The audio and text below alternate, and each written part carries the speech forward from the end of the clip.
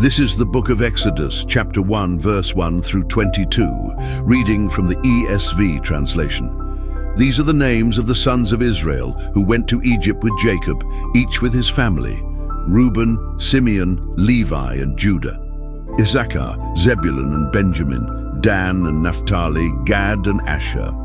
The descendants of Jacob numbered 70 in all. Joseph was already in Egypt. Now Joseph and all his brothers and all that generation died, but the Israelites were exceedingly fruitful. They multiplied greatly, increased in numbers, and became so numerous that the land was filled with them.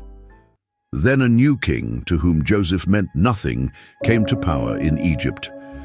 "Look," he said to his people, "the Israelites have become far too numerous for us. Come, we must deal shrewdly with them, or they will become even more numerous, and if war breaks out, we'll join our enemies, fight against us, and leave the country."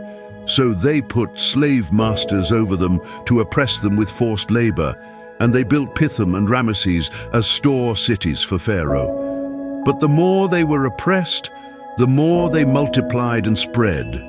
So the Egyptians came to dread the Israelites and worked them ruthlessly.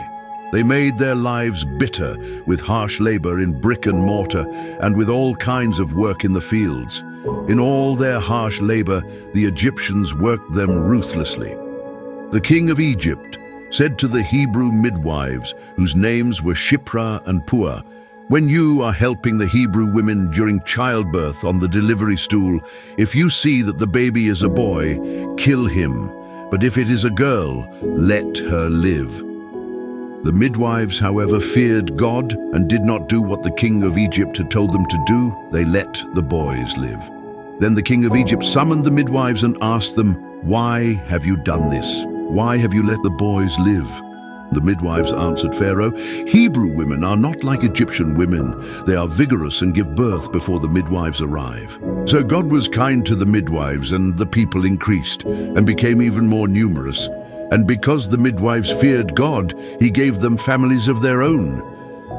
Then Pharaoh gave this order to all his people: "Every Hebrew boy that is born you must throw into the Nile, but let every girl live."